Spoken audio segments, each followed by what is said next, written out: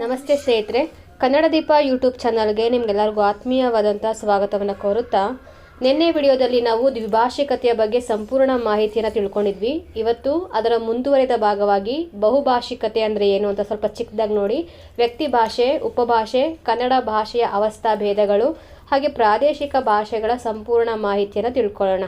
ಕೆಲವರಿಗೆ ನಾನು ಯಾವ ಸಿಲೆಬಸ್ ಪ್ರಕಾರ ವಿಡಿಯೋಗಳನ್ನ ಹಾಕ್ತಾ ಇದ್ದೀನಿ ಅಂತ ಡೌಟ್ ಇರ್ಬೋದು. ನೋಡಿ, ಇನ್ನು ಕೆಲವೇ ದಿನಗಳಲ್ಲಿ ಇನ್ನೊಂದು 3 ದಿನ ಇರ್ಬೋದೇನೋ ಕನ್ನಡ NET ಎಕ್ಸಾಮ್ಗೆ. ಹಾಗಾಗಿ ಅವ್ರಿಗೆ ಉಪಯೋಗ ಆಗಲಿ ಅಂತ ಈ ಒಂದು ಸಿಲೆಬಸ್ನ ಕವರ್ ಮಾಡ್ತಾ ಇದ್ದೀನಿ. ಘಟಕ 5 ಇದೆಯಲ್ವಾ, ಭಾಷಾ ವಿಜ್ಞಾನ, ದ್ರಾವಿಡ ಭಾಷಾ ವಿಜ್ಞಾನ ಮತ್ತು ಕನ್ನಡ ಭಾಷಾ ಚರಿತ್ರೆ ಅಂತ. ಅದರಲ್ಲಿ 5.11 ಹಾಗೆ 5.12 ಅಂತ ಇದೆಯಲ್ವಾ, ಆ ಟಾಪಿಕ್ಗಳನ್ನ ಸಂಪೂರ್ಣವಾಗಿ ಈ ವಿಡಿಯೋ ಮತ್ತು ನೆನ್ನೆ ದಿನ ವಿಡಿಯೋ ಕವರ್ ಆಗುತ್ತೆ. ಇಲ್ಲಿ ಭಾಷಿಕ ಬದಲಾವಣೆ ಅಥವಾ ಭಾಷಿಕ ವ್ಯತ್ಯಾಸ ಅಂತ ಕರೀತಾರೆ, ಹಾಗೆ ಭಾಷಿಕ ಸ್ವೀಕರಣ, ಈ 2 ಟಾಪಿಕ್ಗಳ ಬಗ್ಗೆ ನಾನೀಗ ಆಲ್ರೆಡಿ ರೀಸೆಂಟ್ಲಿ ವಿಡಿಯೋದಲ್ಲೇ ಹಾಕಿದ್ದೀನಿ, ಮಾಹಿತಿಯನ್ನು ಹಂಚ್ಕೊಂಡಿದ್ದೀನಿ. ಒಂದ್ಸರಿ ಚೆಕ್ ಮಾಡಿ. ಅಲ್ಲಿ ಹೇಳಿರೋದ್ರಿಂದ ಇಲ್ಲಿ ಮತ್ತೆ ಹೇಳೋ ಅವಶ್ಯಕತೆ ಇಲ್ಲ ಅಂತ ನನಗನ್ಸುತ್ತೆ. ಯಾಕಂದರೆ ತುಂಬ ಲೆಂತಿ ವಿಡಿಯೋ ಆಗಿಬಿಟ್ರೆ ನೋಡೋದಕ್ಕೆ ಇಂಟ್ರೆಸ್ಟ್ ಇರೋದಿಲ್ಲ. ಹಾಗಾಗಿ ಅವೆರಡನ್ನೂ ಬಿಟ್ಟು ಬೇರೆ ಟಾಪಿಕ್ಗಳನ್ನ ಮಾತಾಡೋಣ. ಓಕೆ, ಶುರು ಮಾಡೋಣವಾ? ನೋಡಿ, ನಿನ್ನೆ ದಿನ ನಾವು ದ್ವಿಭಾಷಿಕತೆ ಅಂದರೆ ಏನು ಅಂತ ತಿಳ್ಕೊಂಡಿದ್ವಿ ಅಲ್ವಾ. ಹಾಗಿದ್ರೆ ಬಹುಭಾಷಿಕತೆಯ ಬಗ್ಗೆನೂ ಒಂದು ಸ್ವಲ್ಪ ತಿಳ್ಕೊಳ್ಳೇಬೇಕಾಗುತ್ತೆ. ಏನು ಬಹುಭಾಷಿಕತೆ ಅಂತಂದರೆ, 3 ಅಥವಾ 3ಕ್ಕಿಂತ ಹೆಚ್ಚಿನ ಭಾಷೆಯಲ್ಲಿ ಮಾತನಾಡೋದನ್ನು ಅಥವಾ ವ್ಯವಹರಿಸುವವರನ್ನು ಬಹುಭಾಷಿಕರು ಅಂತ ಕರೀತಾರೆ. ಆ್ಯಸ್ ಇಟ್ ಈಸ್ ದ್ವಿಭಾಷಿಕತೆಯ ಥರನೇ ಇಲ್ಲೂ ಕೂಡ ಬಹುಭಾಷಿಕರು ಹಾಗೆ ಅರೆ ಬಹುಭಾಷಿಕರು ಅಂತ 2 ರೀತಿಯಲ್ಲಿ ಪರಿಗಣಿಸ್ತೀವಿ. ಯಾರು ಬಹುಭಾಷಿಕರು ಅಂತಂದರೆ, ನೋಡಿ, ಇಲ್ಲಿ ಕೆಲವ್ರಿಗೆ ಅನೇಕ ಭಾಷೆಗಳಲ್ಲಿ ಓದೋದಕ್ಕೆ ಬರುತ್ತೆ, ಬರೆಯೋದಕ್ಕೆ ಬರುತ್ತೆ, ಮಾತನಾಡೋದಕ್ಕೂ ಕೂಡ ಬರುತ್ತೆ. ಈ ಎಲ್ಲ ಕೌಶಲ್ಯಗಳಲ್ಲಿ ಪರಿಣಿತಿಯನ್ನು ಪಡ್ಕೊಂಡಿರೋಂಥವ್ರನ್ನ ನಾವು ಪೂರ್ಣ ಪ್ರಮಾಣದ ಬಹುಭಾಷಿಕರು ಅಂತ ಕರಿತೀವಿ. ಇಲ್ಲ, ನಂಗೆ ಓದೋಕ್ಕೆ ಬರ್ತಾ ಇಲ್ಲ, ಬರೆಯೋಕ್ಕೂ ಬರಲ್ಲ, ಆದರೆ ಮಾತನಾಡ್ತೀನಿ, ಅದೇನು ಅಂತ ಕೇಳಿ ತಿಳ್ಕೊತೀನಿ, ಈ ಕೌಶಲ್ಯ ನನ್ನಲ್ಲಿದೆ ಅಂತಂದರೆ ಅಂಥವ್ರನ್ನ ಅರೆ ಬಹುಭಾಷಿಕರು ಅಂತ ಕರೀತಾರೆ. ಈಗ ನಿಮ್ಮನ್ನು ನೀವು ಪ್ರಶ್ನೆ ಮಾಡ್ಕೊಳ್ಳಿ, ಎಷ್ಟು ಭಾಷೆಯಲ್ಲಿ ನೀವು ಪರಿಣಿತಿಯನ್ನು ಪಡ್ಕೊಂಡಿದ್ದೀರಾ? ಪೂರ್ಣ ಪ್ರಮಾಣದ ಬಹುಭಾಷಿಕರು ನೀವು ಆಗಿದ್ದೀರಾ? ಇಲ್ಲ ಅಲ್ವಾ. ಯಾವುದಾದ್ರೂ ಒಂದು ಭಾಷೆಯಲ್ಲಿ ಬರೀ ಮಾತಾಡ್ತೀರಾ ಅಷ್ಟೇ, ಓದೋಕ್ಕೂ ಬರೋದಿಲ್ಲ, ಬರೆಯೋಕ್ಕೂ ಬರೋದಿಲ್ಲ. ನಾನು ಕೂಡ ನನ್ನನ್ನು ಸೇರಿಸಿ ಹೇಳ್ತಾ ಇರೋದು, ನಿಮ್ಗೊಬ್ಬರಿಗೆ ಅಲ್ಲ. ಒಂದು ಭಾಷಿಕ ಸಮುದಾಯದವರು ನೆಲೆಸಿರುವಂತಹ ರಾಜ್ಯದಲ್ಲಿ ಅಥವಾ ಗಡಿ ಭಾಗಗಳಲ್ಲಿ ಅಥವಾ ಒಳನಾಡಲ್ಲೂ ಕೂಡ 3 ಅಥವಾ 3ಕ್ಕಿಂತ ಅಧಿಕವಾಗಿರುವಂಥ ಭಾಷೆಯನ್ನು ಮಾತನಾಡುವಂತಹ ಭಾಷಿಕ ಸಮುದಾಯಗಳು ಜೊತೆಗೂಡಿ ಬಾಳ್ತಾ ಇದ್ದರೆ ಅವ್ರನ್ನ ನಾವು ಬಹುಭಾಷಿಕರು ಅಂತ ಕರಿತೀವಿ. ಈ ಬಹುಭಾಷಿಕತೆ ಮತ್ತು ದ್ವಿಭಾಷಿಕತೆಗಿನ ಭಿನ್ನವಾಗಿರುವಂಥದ್ದೇ ವ್ಯಕ್ತಿ ಭಾಷೆ. ಏನು ವ್ಯಕ್ತಿ ಭಾಷೆ ಅಂತಂದರೆ, ನಮಗೆಲ್ಲ ಗೊತ್ತಿದೆ, ಭಾಷೆ ಒಂದು ಬೆಳವಣಿಗೆ ಆಗಬೇಕು ಅಂತಂದರೆ ಒಂದು ಸಮುದಾಯ ಇರಲೇಬೇಕು. ಸಮುದಾಯ ಇಲ್ಲದೆ ಹೋದರೆ ಭಾಷೆ ನಿಂತ ನೀರಂತೆ ಅಲ್ಲೇ ತಟಸ್ಥವಾಗ್ಬಿಡುತ್ತೆ. ಆ ಭಾಷೆ ಬೆಳವಣಿಗೆ ಹೊಂದೋದೇ ಇಲ್ಲ ಅಲ್ವಾ. ಆ ಜನಾಂಗ ಅಥವಾ ಸಮುದಾಯ ಸಾಮಾನ್ಯವಾಗಿ ಒಂದೇ ಭಾಷೆಯನ್ನು ಮಾತನಾಡುವಂತಹ ಜನ ಸಮುದಾಯನೇ ಆಗಿರುತ್ತೆ. ಬಹುತೇಕ ಆ ಗುಂಪು ಒಂದೇ ಭಾಷೆಯನ್ನು ಮಾತಾಡ್ತಾ ಇರುತ್ತೆ. ಫಾರ್ ಎಕ್ಸಾಂಪಲ್, ಇವಾಗ ನೀವು ಈ ವಿಡಿಯೋ ಯಾರು ನೋಡ್ತಾ ಇದ್ದೀರಾ, ನಮ್ಮನ್ನು ಒಂದು ಸಮುದಾಯ ಅಂತ ಇಟ್ಕೊಳ್ಳಿ. ನಾವೆಲ್ಲ ಕನ್ನಡ ಭಾಷೆಯನ್ನೇ ಯಥೇಚ್ಛವಾಗಿ ಮಾತಾಡ್ತೀವಿ. ಬೇರೆ ಲ್ಯಾಂಗ್ವೇಜ್ ಅವರು ಇರ್ಬೋದು, ಆದರೆ ಕನ್ನಡ ಲ್ಯಾಂಗ್ವೇಜ್ನ ಪರ್ಪಸ್ಫುಲ್ಲಿ ನೀವು ಕೇಳ್ತಾ ಇದ್ದೀರಾ ಅಲ್ವಾ.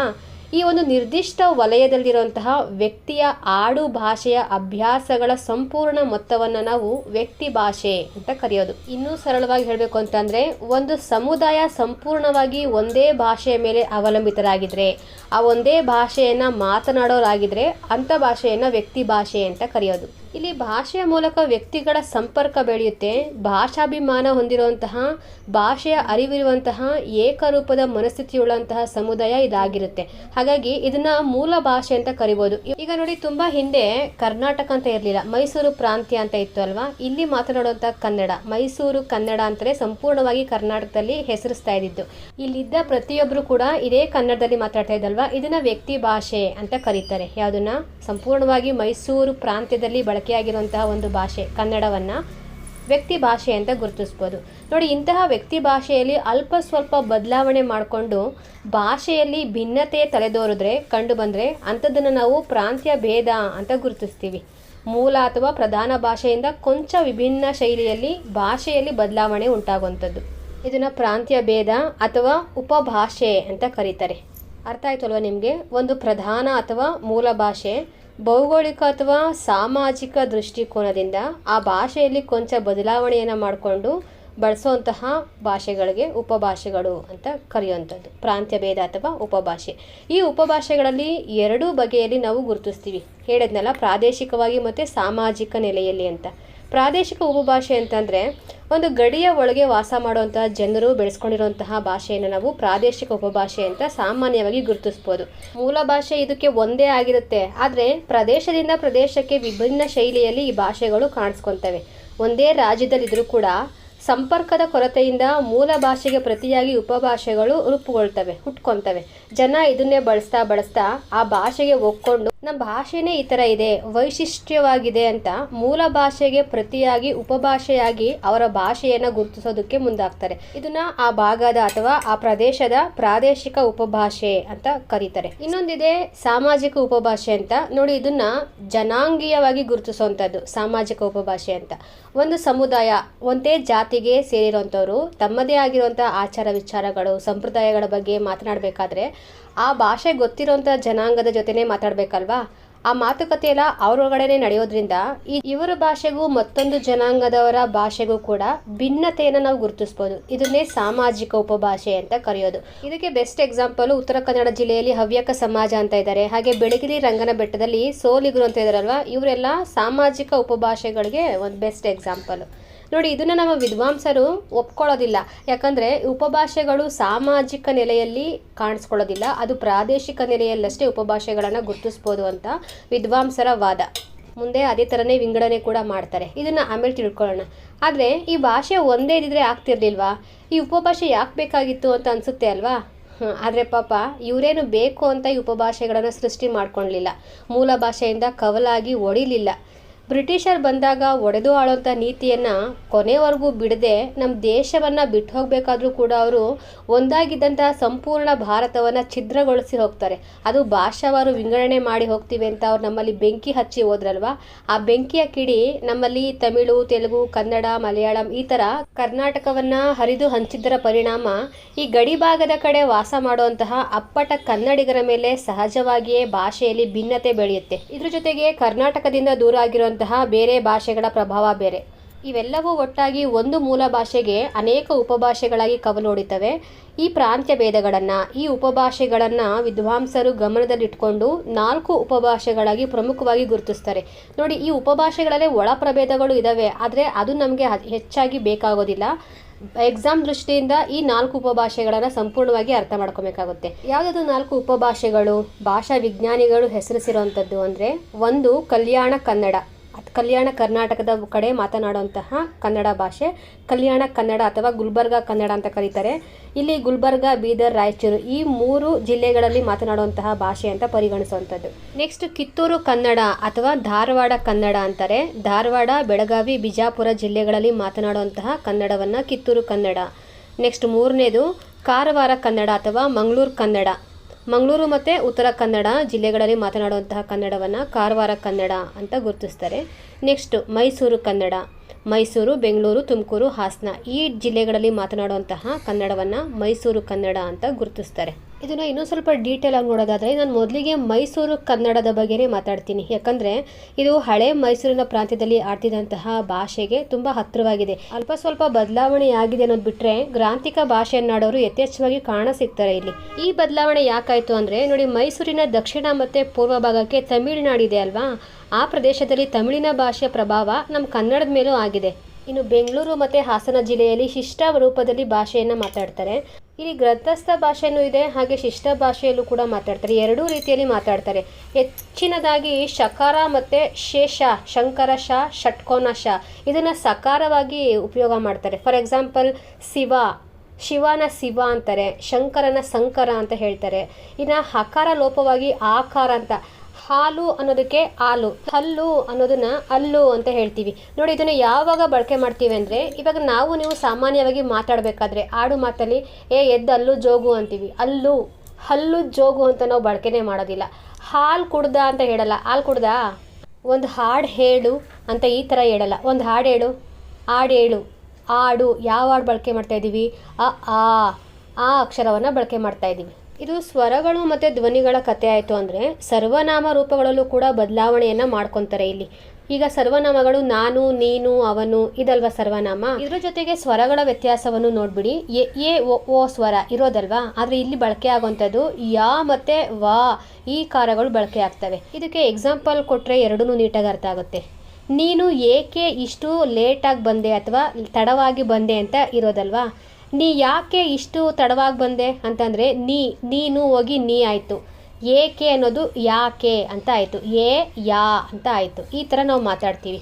ಇನ್ನು ಅವನು ಎಲ್ಲೋದ, ಅವನು ಎಲ್ಲಿ ಹೋದ ಅಂತ ಇರೋದು.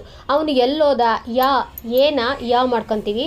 ಅವನು ಅನ್ನೋದನ್ನು ಅವನು ಇದಿಷ್ಟೇ ಅಲ್ಲದೆ ಅಷ್ಟು ಇಷ್ಟು ಅನ್ನೋದನ್ನು ಆಟೋ ಈಟು ಆಟೋಂದ, ಹಾಗೆ ಹೀಗೆ ಹೇಗೆ ಅನ್ನೋದನ್ನು ಹಂಗೆ ಹಿಂಗೆ ಹೆಂಗೆ ಈ ಥರ ಬಳಕೆ ಮಾಡ್ತೀವಿ ನೋಡಿ. ಈ ರೀತಿಯಾಗಿ ಬೆಂಗಳೂರು ಕನ್ನಡ, ಮೈಸೂರು ಕನ್ನಡ, ಹಾಸನ ಕನ್ನಡ ಈ ಥರ ಇರೋದನ್ನು ಮೂರು ಒಟ್ಟಿಗೆ ನಾವು ಮೈಸೂರು ಕನ್ನಡ ಅಂತ ಗುರುತಿಸ್ತೀವಿ. ಯಾಕಂದರೆ ಒಂದು ಸ್ವಲ್ಪ ಅಷ್ಟೇ ಭಿನ್ನವಾಗಿ ಕಾಣಿಸ್ತವೆ. ಆದರೆ ಈ ಭಿನ್ನತೆಯಲ್ಲೂ ಕೂಡ ಒಂದಕ್ಕೊಂದು ಈ ಕನ್ನಡಗಳು ಹೋಲಿಕೆ ಮಾಡಿದ್ರೆ ಒಂದೇ ಅಂತ ಕಾಣಿಸ್ತೇವೆ, ಪ್ರಾದೇಶಿಕ ಕನ್ನಡ ಅಂತ. ಹಾಗಾಗಿ ಈ ಮೂರು ಜಿಲ್ಲೆಗಳನ್ನು ಒಟ್ಟಾರೆಯಾಗಿ ಮೈಸೂರು ಉಪಭಾಷೆ ಅಂತ ಗುರುತಿಸ್ತೀವಿ, ಮೈಸೂರು ಕನ್ನಡ. ಇನ್ನೊಂದು ಚೂರು ಇದ್ರ ಬಗ್ಗೆ ಮಾತಾಡೋದಾದರೆ, ಈಗ ಮಂಡ್ಯ ಆ ಕಡೆ ಈ ಕಡೆ ಇರುವಂತಹ ಊರುಗಳಲ್ಲಿ ಏನ್ಲಾ, ಯಾಕ್ಲಾ, ಬಾರ್ಲಾ, ಬುಡ್ಬುಡು ಈ ಥರ ಗ್ರಾಮ್ಯ ಭಾಷೆಯಲ್ಲಿ ಮಾತಾಡ್ತಾರೆ. ಅದೇ ಬೆಂಗಳೂರು ಕಡೆ ಬಂತಂದರೆ ಏನು, ಬಾರೋಲೆ, ಬಿಡು ಈ ಥರ ಒಂದು ಸ್ವಲ್ಪ ಬದಲಾವಣೆಯನ್ನು ನಮ್ಮ ಬೆಂಗಳೂರು ಕನ್ನಡದಲ್ಲಿ ಮಾತಾಡೋಂಥದ್ದು. ಆದರೆ ಕನ್ನಡನೇ ಮೈಸೂರು ಕನ್ನಡ. ಇವರೇನು ಭಾಷೆ ಹಿಂಗೆ ಮಾತಾಡ್ತಾರೆ ಅಂತ ಅಂದ್ಕೊಂಬಿಡಿ. ಯಾಕಂದರೆ ನಿಮ್ಗೆ ಅರ್ಥ ಆಗಲಿ ಅಂತ ನಾನು ಎಕ್ಸಾಂಪಲ್ ಕೊಟ್ಟು ಹೇಳಬೇಕು. ಎಕ್ಸಾಂಪಲ್ ಇಲ್ಲ ಅಂದರೆ ಯಾವುದು ಅರ್ಥ ಆಗಲ್ಲ ಅಲ್ವಾ, ಅದಕ್ಕೋಸ್ಕರ. ಇನ್ನು ನೆಕ್ಸ್ಟು ಎರಡನೇ ಪ್ರಾಂತ್ಯ ಭೇದ ಕಾರವಾರ ಕನ್ನಡ ಅಥವಾ ಮಂಗಳೂರು ಕನ್ನಡ. ಅದನ್ನು ಕರಾವಳಿ ಕನ್ನಡ ಅಂತಲೂ ಕೂಡ ಕರೀತಾರೆ. ಮಂಗಳೂರು ಉತ್ತರ ಕನ್ನಡ ಜಿಲ್ಲೆಯಲ್ಲಿ ಕಂಡುಬರುವಂತಹ ಭಾಷೆ. ನೋಡಿ, ಇಲ್ಲಿ ಮಾತಾಡುವಂಥ ಕನ್ನಡ ಖಚಿತ ಮತ್ತು ಸ್ಪಷ್ಟವಾಗಿರುವಂಥ ಉಚ್ಚಾರಣೆಯುಳ್ಳಂತಹ ಭಾಷೆ ಅಂತ ಹೇಳ್ಬೋದು. ಇದಕ್ಕೆ ಕಾರಣ ಮಿಷನರಿಗಳ ವಿದ್ಯಾಭ್ಯಾಸ ಅಂತಲೂ ಕೂಡ ಹೇಳ್ತಾರೆ. ಯಾಕಂದರೆ ಅವಾಗೆಲ್ಲ ತುಂಬ ಈ ಕರಾವಳಿಯ ಭಾಗದಲ್ಲಿ ಅಲ್ವಾ ಪಾಶ್ಚಿಮಾತ್ಯರು ನಮ್ಮಲ್ಲಿ ಬೀಡು ಬಿಟ್ಟಿದ್ದು. ಹಾಗಾಗಿ ಮೈಸೂರು ಕನ್ನಡದಲ್ಲಿ ಕೆಲವೊಂದು ಅಕ್ಷರಗಳನ್ನು ನುಂಗ್ಕೊಂಡ್ಬಿಟ್ರೆ ಕರಾವಳಿ ಕನ್ನಡ ಫುಲ್ಲು ಎಲ್ಲ ಸ್ಪಷ್ಟವಾಗಿ ಮಾತನಾಡ್ತಾರೆ. ಫಾರ್ ಎಕ್ಸಾಂಪಲ್, ಎಂಥದ್ದು ಮಾರಾಯರೇ, ಅಲ್ರಿ ಆಗುಂಬೆಯಿಂದಲೂ ನಿಮ್ಮದು ಹೆಚ್ಚೇ ಪಿರಿಪಿರಿ ಆಯಿತು ಮಾರ್ರೆ, ನಾ ಸಮಾ ಬಯ್ಯೋನಿದ್ದೆ, ನನ್ನ ಮಂಡೆ ಬಿಸಿ ಮಾಡಬೇಡ, ಸುಮ್ಮನೆ ನಿಲ್ಲು, ನಿನ್ನ ಶಾಲೆ ಯಾವಾಗ ತೆರೆಯುವುದುಂಟು, ಈ ಟೈಪಲ್ಲಿ ಸ್ಪಷ್ಟವಾಗಿ ಮಾತಾಡ್ತಾರೆ. ಆದರೆ ನಾನು ಎಷ್ಟು ಸ್ಪಷ್ಟವಾಗಿ ಮಾತಾಡಿದ್ದೀನಿ ಗೊತ್ತಿಲ್ಲ, ಒಂದು ಸ್ವಲ್ಪ ತಪ್ಪಾಗಿರ್ಬೋದು, ಕ್ಷಮಿಸಿ. ಆದರೆ ಕರಾವಳಿ ಭಾಗದಲ್ಲಿ ಕೊಂಕಣಿ ಮತ್ತು ತುಳುವಿನ ಪ್ರಭಾವದಿಂದ ಕನ್ನಡ ಭಾಷೆಯಲ್ಲಿ ಸಾಕಷ್ಟು ಭಿನ್ನತೆಯನ್ನು ಗಮನಿಸಿ ಇದನ್ನು ಉಪಭಾಷೆ ಅಂತ ಕರಿತೀವಿ, ಮಂಗಳೂರು ಕನ್ನಡ ಅಥವಾ ಕರಾವಳಿ ಕನ್ನಡ. ಇನ್ನು ಮೂರನೇ ಪ್ರಾಂತ್ಯ ಭೇದ ಕಿತ್ತೂರು ಕನ್ನಡ ಅಥವಾ ಧಾರವಾಡ ಕನ್ನಡ ಅಂತ ಕರೀತಾರೆ ಇದನ್ನು. ಇಲ್ಲಿ ಧಾರವಾಡದ ಅಕ್ಕಪಕ್ಕ ಇರುವಂತಹ 4 ಜಿಲ್ಲೆಗಳನ್ನು ಒಗ್ಗೂಡಿಸ್ಕೊಂಡು ಅವುಗಳ ಭಾಷೆಯನ್ನು ಒಟ್ಟಾರೆಯಾಗಿ ಧಾರವಾಡ ಭಾಷೆ ಅಂತ ಪರಿಗಣಿಸ್ತಾರೆ.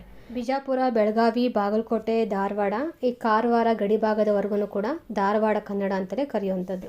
ಇಲ್ಲಿರುವಂಥ ಕೆಲವು ಜಿಲ್ಲೆಗಳು ಬಹಳ ಹಿಂದೆ ಮುಂಬೈ ಪ್ರಾಂತ್ಯಕ್ಕೆ ಸೇರಿಕೊಂಡಿದ್ದವಲ್ವಾ. ಹಾಗಾಗಿ ಈ ಪ್ರಾಂತ್ಯಗಳಲ್ಲಿ ಹೆಚ್ಚಾಗಿ ಮರಾಠಿ ಪ್ರಭಾವವನ್ನು ಕಾಣ್ತೀವಿ, ಮರಾಠಿ ಭಾಷೆಯ ಪ್ರಾಬಲ್ಯ. ಹಾಗೆ ಈ 4 ಪ್ರಾಂತ್ಯ ಭೇದಗಳಲ್ಲಿ ಮೈಸೂರು ಕನ್ನಡ, ಧಾರವಾಡ ಕನ್ನಡ ತುಂಬ ತೀರಾ ಸಹಜ ಅನ್ನೋ ರೀತಿಯಲ್ಲಿ ಗುರುತಿಸ್ಬೋದು. ಇವೆರಡೂ ಒಂದೇ ಥರನೇ ಕಾಣಿಸ್ತವೆ, ಕೆಲವೊಂದು ಸ್ವರಗಳಲ್ಲಿ ವ್ಯತ್ಯಾಸವನ್ನು ಮಾಡ್ಕೊತಾರೆ. ಫಾರ್ ಎಕ್ಸಾಂಪಲ್, ಧಾರವಾಡ ಜಿಲ್ಲೆಯ ಭಾಷೆಯ ವೈಶಿಷ್ಟ್ಯತೆ ಏನು ಅಂದರೆ ಏಕಾರಾಂತ ಶಬ್ದಗಳನ್ನು ಈಕಾರಾಂತಗಳಾಗಿ ಹೆಚ್ಚಾಗಿ ಬಳಕೆ ಮಾಡ್ತಾರೆ. ಮೈಸೂರು ಕನ್ನಡದಲ್ಲಿ ಮನೆ, ತೆನೆ, ಬೆಳೆ, ತಲೆ ಅಂತ ಕರೆದ್ರೆ ಇವರು ತೆನಿ, ತಲಿ, ಬೆಳಿ ಈ ಥರ ತೆನೆನ ತೆನಿ ಅಂತ ಮಾಡ್ಕೊತಾರೆ. ಏಕಾರಾಂತವನ್ನು ಈಕಾರಾಂತವಾಗಿ ಹೆಚ್ಚಾಗಿ ಬಳಕೆ ಮಾಡುವಂಥದ್ದು ಧಾರವಾಡ ಕನ್ನಡದಲ್ಲಿ. ಹಾಗೆ ಕಕಾರಾಂತವನ್ನು ಕೂಡ ಹೆಚ್ಚಾಗಿ ಬಳಕೆ ಮಾಡ್ತಾರೆ. ಹೋಗೋನು, ಬರೋನು, ನೋಡೋನು.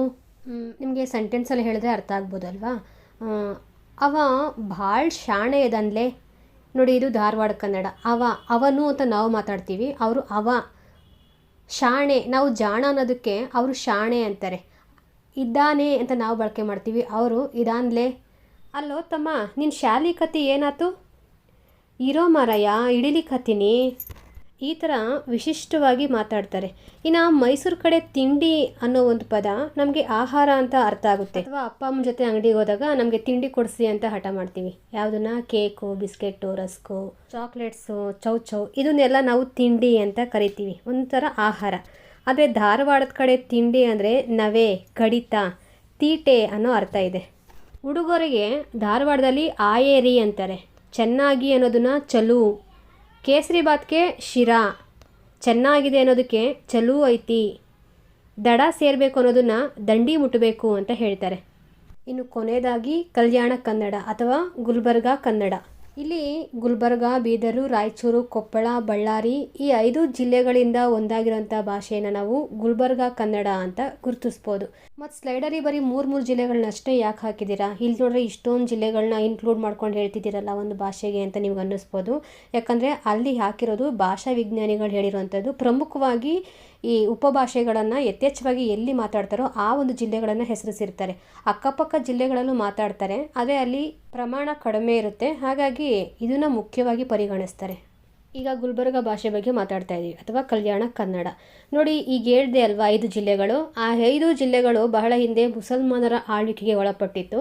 ಹೆಚ್ಚಾಗಿ ಉರ್ದು ಭಾಷೆಯ ಪ್ರಭಾವ ಈ 5 ಜಿಲ್ಲೆಗಳ ಮೇಲೆ ಆಗಿರೋದ್ರಿಂದ ನಮಗೆ ಕನ್ನಡ ಭಾಷೆಯ ಜೊತೆಗೆ ಸಾರಾಸಗಟಾಗಿ ಉರ್ದುವಿನ ಕೆಲ ಭಾಷಿಕ ಸಾಮಗ್ರಿಗಳು, ಭಾಷೆಯ ಧ್ವನಿಗಳು ಕೂಡ ಕನ್ನಡ ಜೊತೆಗೆ ಬೆರೆತೋಗಿ ಅದರ ಪ್ರಯೋಗವನ್ನು ಮಾಡ್ತಾ ಇದ್ದಾರೆ. ಅದು ಯಾವ ಥರ ಇದೆ ಅಂದರೆ ನೋಡಿ, ಪದಾಂತ್ಯ ಸ್ವರ ಇಕಾರವಾಗಿರುವಂಥದ್ದು ಇದು ಉರ್ದುವಿನ ಪ್ರಭಾವದಿಂದ. ಉದಾಹರಣೆಗೆ ನಾವು ಅಡಕೆ ಅಂತ ಕರಿತೀವಲ್ವ, ಅಡಕೆ, ಅವರು ಅಡಕಿ ಅಂತಾರೆ. ಏಕಾರ ಈಕಾರವಾಗಿ ಅಂತ್ಯ ಆಗುವಂಥದ್ದು ಉಚ್ಚಾರಣೆಯಲ್ಲಿ. ಅಡಕೆ ಅಡಕಿ, ಮನೆ ಮನಿ, ಎಮ್ಮೆ ಎಮ್ಮಿ, ನಡೆ ನಡಿ, ಶಾಲೆ ಅನ್ನೋದನ್ನು ಸಾಲಿ ಅಂತ ಅಂತಾರೆ. ಹುಡುಗಿ ಅಂತ ಇದೆ ಅಲ್ವಾ, ಆದರೆ ಇವರು ಹುಡುಗೆ ಗೇ ಅಂತ ಯೂಸ್ ಮಾಡ್ತಾರೆ. ಹಾಗೆ ಉರ್ದು ಪದಗಳಿಗೆ ಕನ್ನಡ ಧಾತುಗಳನ್ನು ಸೇರಿಸ್ಕೊಂಡು ನಮ್ಮದೇ ಪದವೇನು ಅನ್ನೋ ರೀತಿಯಲ್ಲಿ ಬಳಕೆ ಮಾಡ್ತಾರೆ. ಉದಾಹರಣೆಗೆ ಚಾಳೀಸ, ಪನ್ನಾಸ್, ಧೀಡ್ ಪಾಯ್ದೆ, ದವಾಖಾನೆ. ಸ್ವರದಿಂದ ಶುರುವಾಗುವಂತಹ ಕೆಲ ಶಬ್ದಗಳನ್ನು ವ್ಯಂಜನದ ಮೂಲಕ ಶುರು ಮಾಡ್ತಾರೆ. ಇವಾಗ ಅಪ್ಪ ಅಂತ ನಾವು ಕರಿತೀವಲ್ವ, ಅವರು ಯಪ್ಪ. ಅಣ್ಣ ಅಂತ ನಾವು ಕರಿತೀವಿ, ಅವರು ಎಣ್ಣ. ಅಕ್ಕಗೆ ಯಕ್ಕ, ಅವ್ವಗೆ ಯವವ್. ಈ ಥರ ಅವ್ರು ಮಾತಾಡೋವಂಥದ್ದು. ನಾವು ನೋಡಲಿಕ್ಕೆ ಆದರೆ ಅವರು ನೋಡ್ಲಿಕ್ಕೆ, ಮಾಡ್ಲಿಕ್ಕೆ, ಹೋಗ್ಲಿಕ್ಕೆ, ಕಲೀಲಿಕ್ಕೆ, ನಾಟಕ್. ಈ ಥರ ವಿಶೇಷವಾಗಿ ಕನ್ನಡವನ್ನು ಬಳಕೆ ಮಾಡ್ತಾರೆ. ಇನ್ನು ಕೆಲವೊಂದು ವಿಶೇಷ ಪದಗಳನ್ನು ನಪುಂಸಕ ಲಿಂಗವಾಗಿ ಉಚ್ಚರಿಸ್ತಾರೆ. ನಾವು ಪ್ರಸಾದ ಅಂತ ಹೇಳಿದ್ರೆ ಅವರು ಪರಸಾದ. ಪ್ರಾಣ ಅಂತ ನಾವು ಕರಿತೀವಿ, ಅವರು ಪರಾಣ.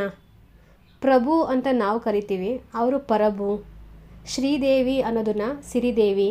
ಈ ಥರ ವಿಶೇಷವಾಗಿ ನಪುಂಸಕ ಲಿಂಗದ ರೀತಿಯಲ್ಲಿ ಉಚ್ಚಾರಣೆ ಮಾಡ್ತಾರೆ. ನನ್ನ ದೋಸ್ತು ಭಾಳ ಅದಾನ, ಅವನು ನೋಡಂಗಿಲ್ಲ, ಅವನಿವತ್ತು ಹೋಗಂಗಿಲ್ಲ. ಹಾಗೆ ಕೆಲವೊಂದು ಪದಗಳು ನಮ್ಮ ಕನ್ನಡ ಭಾಷೆಗಿನ ವಿಭಿನ್ನವಾಗಿ ನಾವಿಲ್ಲಿ ಗುರುತಿಸ್ಬೋದು. ಫಾರ್ ಎಕ್ಸಾಂಪಲ್, ನಾವು ಶಬ್ದ ಮಾಡಬೇಡ ಅಂತ ಹೇಳ್ತೀವಿ, ಅಂದರೆ ಸೈಲೆಂಟಾಗಿ ಕುತ್ಕೊಳೋದಕ್ಕೆ ಶಬ್ದ ಮಾಡಬೇಡ ಅಂತ. ಇವರು ಆವಾಜ್ ಹಾಕಬೇಡ ಅಂತಾರೆ. ನಮ್ಮ ಕಡೆ ಆವಾಜ್ ಅಂದರೆ ಗದರಿಸ್ಬೇಡ, ಜೋರಾಗಿ ಮಾತಾಡಬೇಡ, ಇದಲ್ವಾ ಆವಾಜ್ ಅಂದರೆ. ಇಲ್ಲಿ ಶಬ್ದ ಮಾಡಬೇಡ ಅಂದ್ರೇ ಆವಾಜ್ ಹಾಕಬೇಡ, ಆವಾಜ್ ಮಾಡಬೇಡ. ನಮ್ಮ ಕಡೆ ಮೊದಲು ಅನ್ನೋದನ್ನ ಇವರು ಪೈಲೆ, ನಾವು ಸಾಲ ಅಂತ ಅಂದರೆ ಇವರು ಉದ್ರಿ, ನಾವು ಬೇಗ ಅಂದರೆ ಇವರು ಜಲ್ದಿ ಅಥವಾ ದೌಡ. ರಗಡ್, ನಾಟಕ್. ಬಿಟ್ಟು ಬಿಡು ಅನ್ನೋದಕ್ಕೆ ಇವರು ಜಜಕ ಅಂತಾರೆ. ಮುದುಕ ಅಂದರೆ ಮುದೇಕ, ಮುದುಕಿಗೆ ಮುದ್ಯಾರೆ. ಮತ್ತೆ ಮತ್ತೆ ಅನ್ನೋದಕ್ಕೆ ಜಕಜಕ. ತೆಗೆದುಕೊಳ್ತೀನಿ ಅಂತ ನಾವು ಮಾತಾಡೋದನ್ನು ಇವರು ತಗಮ್ನಿ ಅಂತ ಹೇಳ್ತಾರೆ. ಇಷ್ಟೊತ್ತು ನಾವು ತಿಳ್ಕೊಂಡಿದ್ದು ಗುಲ್ಬರ್ಗ ಕನ್ನಡ. ಇನ್ನು ಇದರಲ್ಲೇ ಕೊನೆಯದಾಗಿ ಮಾತು ಮತ್ತು ಬರಹ ಅಂತ ಇನ್ನೊಂದು ಸ್ಮಾಲ್ ಟಾಪಿಕ್ ಇದೆ. ಇದ್ರ ಬಗ್ಗೆ ಹೆಚ್ಚಿಗೆ ಹೇಳೋ ಅಂತ ಅಗತ್ಯ ಇಲ್ಲ, ಯಾಕಂದರೆ ನಿಮಗೂ ಗೊತ್ತಿರುತ್ತೆ. ಬರಹ ಅಂತಂದರೆ ಬರವಣಿಗೆಯಲ್ಲಿರುವಂಥದ್ದು, ಗ್ರಾಂಥಿಕವಾದದ್ದು. ಮಾತು ಅಂದರೆ ಆಡು ಭಾಷೆ. ಯಾವುದೇ ಭಾಷೆಯ ಭಾವನೆಗಳಿಗೆ ಸ್ಪಷ್ಟತೆ ಇಲ್ಲದೆ ಇರೋವಂಥದ್ದನ್ನೇ ನಾವು ಮಾತು ಅಂತ ಕರಿಬೋದು. ಯಾಕೆ ಹೀಗೆ ಹೇಳ್ತಾ ಇದ್ದೀನಿ ಅಂತಂದರೆ ನೋಡಿ, ನಮ್ಮ ಸಂವೇದನೆಗೆ ದಕ್ಕುವಂತಹ ಎಲ್ಲ ಅನುಭವಕ್ಕೂ ಭಾಷೆಯ ರೂಪವನ್ನು ಕೊಡೋದಕ್ಕಾಗೋದಿಲ್ಲ, ಹೌದಲ್ವಾ? ಶಿಷ್ಟಕ್ಕೂ ಬರಹಕ್ಕೂ ಅಂತರ ಇರೋದಂತೂ ನಿಜ. ಆದರೆ ಜಾನಪದ ಭಾಷೆಯನ್ನು ಬರಹದಲ್ಲಿ ತಂದುಕೊಟ್ಟಿದ್ದಾರಲ್ವಾ? ಹಾಂ, ತಂದಿದ್ದಾರೆ. ಆದರೆ ಅದು ಗ್ರಾಂಥಿಕವಾಗಿದೆಯಾ? ಇಲ್ಲ, ಅದು ಕೇವಲ ಆಡು ಭಾಷೆ ಅಷ್ಟೇ. ನಾವು ಮಾತಾಡೋಂಥ ರೀತಿಯಲ್ಲೇ ಬರವಣಿಗೆಯಲ್ಲಿ ಬರೆಯೋದಿಲ್ಲ. ಹಾಗೆ ನಾವು ಯಾವ ರೀತಿ ಬರೆದಿರ್ತೀವೋ ಅದೇ ರೀತಿ ಮಾತಾಡೋದಿಲ್ಲ. ಕೆಲವು ಸಾಹಿತ್ಯ ಪ್ರಕಾರಗಳಲ್ಲಿ ಮಾತ್ರ ಸಂಭಾಷಣೆಗಳಲ್ಲಿ ಆಡು ಭಾಷೆಯನ್ನು ಬಳಕೆ ಮಾಡ್ತೀವಿ. ಎಲ್ಲ ಕಡೆನೂ ನಾನು ಆಡು ಭಾಷೆಯನ್ನೇ ಬಳಕೆ ಮಾಡ್ಕೊತೀನಿ ಅಂತಂದರೆ ಅದು ಅಂದನೇ ಕೆಟ್ಟೋಗ್ಬಿಡುತ್ತೆ. ನಾವೇನು ಬರಿತಿದ್ದೀವಲ್ಲ ಅದು ಅಂದನೇ ಕೆಟ್ಟೋಗ್ಬಿಡುತ್ತೆ. ಹಾಗಾಗಿ ಇಲ್ಲಿ ಬರಹದ ಭಾಷೆ ಆಡು ಮಾತಿನ ಮೇಲೆ ಸಾಕಷ್ಟು ಪರಿಣಾಮವನ್ನು ಬೀರುತ್ತೆ. ಫಾರ್ ಎಕ್ಸಾಂಪಲ್, ಹಳ್ಳಿಗಳ ಕಡೆ ಅಲ್ಪಪ್ರಾಣ ಮಹಾಪ್ರಾಣಗಳಿಗೆ ಯಾವುದೇ ಭೇದನೇ ಇಲ್ಲ, ಅವ್ರು ಆ ಥರ ಮಾತಾಡ್ತಾರೆ. ಆದರೆ ಬರಹದಲ್ಲಿ ಹಂಗಾಗೋದಿಲ್ಲ. ಇದೇನೆಲ್ಲ ತಪ್ಪು ಬರೆದಿದ್ದಾರೆ ಇವರು, ವ್ಯಾಕರಣ ದೋಷ ಇದೆ, ಕಾಗುಣಿತ ದೋಷ ಇದೆ ಅಂತ ಗುರುತಿಸಿ ಹೇಳ್ತಾರಲ್ವ. ಆದರೆ ನಮ್ಮ ಕನ್ನಡದಲ್ಲಿ ಈ ಶಿಷ್ಟ ಭಾಷೆ ಮತ್ತು ಬರಹ, ಮಾತು ಮತ್ತು ಬರಹದ ನಡುವೆ ಅಷ್ಟೇನು ವ್ಯತ್ಯಾಸ ಕಾಣಿಸ್ಕೊಂಡಿಲ್ಲ. ನಾಟಕ ಪ್ರಕಾರದಲ್ಲಿ ನೋಡಿ, ನಾವು ಆಡು ಭಾಷೆ ಮತ್ತು ಈ ಗ್ರಾಂಥಿಕ ಭಾಷೆ ಎರಡನ್ನೂ ಮಿಕ್ಸ್ ಮಾಡಿ ಬರಿತೀವಿ. ಒಂದನ್ನೊಂದು ಎಷ್ಟು ಚೆನ್ನಾಗಿ ಅನುಸರಿಸ್ಕೊಂಡು ಹೋಗುತ್ತೆ ಇದರಲ್ಲಿ. ಆದರೆ ಈ ಟಾಪಿಕ್ಕಲ್ಲಿ ಏನು ಮುಖ್ಯವಾಗಿರುವಂಥದ್ದು ಅಂದರೆ, ಮಾತಿಗಿಂತ ಬರಹ ಶಾಶ್ವತ ರೂಪದ್ದು. ಬರಹಕ್ಕೆ ಒಂದು ಆಕಾರ ಇದೆ ಅಲ್ವಾ, ಆದರೆ ಮಾತಿಗೆ ನಾವಿವಾಗ ಏನು ಮಾತಾಡಿರ್ತೀವಿ ಒಂದು ಸ್ವಲ್ಪ ಹೊತ್ತು ಬಿಟ್ಕೊಂಡು ಕೇಳಿದ್ರೆ ಈ ಮಾತು ನಮಗೆ ಇಷ್ಟೇ ಪರ್ಫೆಕ್ಟಾಗಿ ನೆನಪೇ ಇರೋದಿಲ್ಲ. ಇದೇ ಕಾರಣಕ್ಕೆ ವಚನಕಾರರು ಏನು ಮಾಡ್ತಾರೆ, ತಮ್ಮ ಅನಿಸಿಕೆ ಅಭಿಪ್ರಾಯಗಳನ್ನು ವಚನಗಳ ಮೂಲಕ ಹಾಡ್ತಾರೆ. ಹಾಗೆ ಅವುಗಳನ್ನು ತಮ್ಮ ಭಾಷೆ ಮತ್ತು ಆಡು ನುಡಿಯನ್ನು ಮಿಕ್ಸ್ ಮಾಡಿಕೊಂಡು ನಡುಗನ್ನಡದಲ್ಲಿ ಅವರು ವಚನಗಳನ್ನು ಬರೀತಾರೆ. ಮಾತಲ್ಲಿ ಆಗಲೇ ಹೇಳ್ದಂಗೆ ಪದಗಳ ವ್ಯತ್ಯಾಸವನ್ನು ಮಾಡ್ಕೊಬೋದು, ಆದರೆ ಬರಹದಲ್ಲಿ ಯಾವುದೇ ಕಾರಣಕ್ಕೂ ಇಂಥ ವ್ಯತ್ಯಾಸಗಳನ್ನು ಮಾಡೋದಕ್ಕೆ ಸಾಧ್ಯನೇ ಇಲ್ಲ. ಹಾಗಾಗಿ ಬರಹನೇ ಶಾಶ್ವತ. ಇವಾಗ ನಾನು ಏನು ಹೇಳಿದ್ದೀನಿ ಇದನ್ನು ಮತ್ತೆ ನಾಳೆ ರಿಪೀಟ್ ಮಾಡಿ ಅಂತಂದರೆ ನಾನು ಇಷ್ಟೇ ಪರ್ಫೆಕ್ಟಾಗಿ ಹೇಳೋದಕ್ಕೆ ಬರೋದಿಲ್ಲ. ಹಾಗೆ ಬರಹದಲ್ಲಿ ಮಾತಿನ ಎಲ್ಲ ಧ್ವನಿ ಸಂಕೇತಗಳನ್ನು ತರೋದಕ್ಕೆ ಸಾಧ್ಯನಾ ಅಂತಂದರೆ ಅದು ಕೂಡ ಸಾಧ್ಯ ಇಲ್ಲ. ಮನುಷ್ಯನ ಭಾವನೆಗಳನ್ನು ಟಚ್ ಮಾಡೋದಕ್ಕೆ ಸಾಧ್ಯ ಇರೋದೇ ಮಾತಿನ ಮೂಲಕ. ನಾನು ಓದ್ತೀನಿ ಅಂತ ಅನ್ನೋದಕ್ಕಿಂತ ನಾನು ಏನು ಕೇಳಿಸ್ಕೊತಿದ್ದೀನಿ, ಏನು ನೋಡ್ತಾ ಇದ್ದೀನಿ ಅನ್ನೋದ್ರ ಮೇಲೆ ಜಾಸ್ತಿ ಪ್ರಭಾವವನ್ನು ನಮ್ಮ ಮನಸ್ಸು ಪಡ್ಕೊಳ್ಳುತ್ತೆ ಅಲ್ವಾ. ಆ ಥರದ್ದು ಒಂದು ಭಾವನೆಗಳನ್ನು ಕಳೆದುಕೊಂಡು ಕೇವಲ ಅಕ್ಷರಗಳಲ್ಲಿ ಕುಳಿತು ಓದುಗರ ಭಾವನೆಗೆ ಅನುಗುಣವಾಗಿ ಅವ್ರು ಯಾವ ರೀತಿ ಅರ್ಥ ಮಾಡ್ಕೊತಾರೋ ಆ ಥರ ಮಾತ್ರ ಈ ಬರಹದಲ್ಲಿ ಆ ಒಂದು ಭಾವನೆ ಅರ್ಥ ಆಗುತ್ತೆ. ಅದು ಓದುಗರ ಮೇಲೆ ಡಿಪೆಂಡ್ ಆಗಿರುವಂಥದ್ದು. ಒಟ್ಟಾರೆಯಾಗಿ ಹೇಳೋದಾದರೆ ಮಾತಿಗಿಂತ ಬರಹ ಶಾಶ್ವತವಾಗಿರುವಂಥದ್ದು. ಪುರಾವೆಗಳಿರ್ತವೆ, ದಾಖಲೆ ಇರುತ್ತೆ ಅಲ್ವಾ. ಇವಾಗ ಏನಾದ್ರು ಹೇಳ್ತೀವಿ ಅಂತಂದರೆ ನಿನ್ನ ಹತ್ರ ಸಾಕ್ಷಿ ಇದೆ ತಗೊಂಬ ಅಂತ ಹೇಳ್ತೀವಿ, ದಾಖಲೆ ತಗೊಂಬ ಅಂತ ಹೇಳ್ತೀವಿ. ಮಾತು ಕ್ಷಣಿಕವಾಗಿರುವಂಥದ್ದು, ಮಾತಿನ ಮೇಲೆ ನಿಂತ್ಕೊಳ್ಳೋದಿಲ್ಲ ಅಂತ ಹೇಳ್ತಾರೆ, ಕೊಟ್ಟ ಮಾತನ್ನ ನೀನು ಉಳಿಸ್ಕೊಳ್ಳೋದಿಲ್ಲ ಅಂತ ಹೇಳ್ತಾರೆ. ಅಂದರೆ ಮಾತು ನಾವೇನು ಆಡ್ತೀವಲ್ಲ ಅದಕ್ಕೆ ತಕ್ಕನಂಗೆ ನಡ್ಕೊಳ್ಳೋದಿಲ್ಲ ಅಂತ ಅರ್ಥ. ಅದೇ ಬರಹದಲ್ಲಿದ್ದರೆ ಎಲ್ಲರೂ ನಂಬ್ತಾರೆ, ಸಾಕ್ಷಿ ಇರುತ್ತೆ. ಎಷ್ಟೇ ವರ್ಷ ಕಳೆದ್ರೂ ನೀನು ಈ ಥರ ಬರ್ದ್ಕೊಟ್ಟಿದ್ಯಾ ನೋಡು ಅಂತ ತೋರಿಸ್ಬೋದು. ಮಾನವನ ಮೇಲೆ ಮಾನವನಿಗೆ ನಂಬಿಕೆ ಕಳೆದುಕೊಂಡಂಥ ಕಾಲಘಟ್ಟದಿಂದ ಮಾತಿಗೆ ಮೌಲ್ಯ ಕಳ್ಕೊಂಡು ಬರಹಕ್ಕೆ ಅತಿ ಹೆಚ್ಚಿನ ಮೌಲ್ಯ ಬಂತು.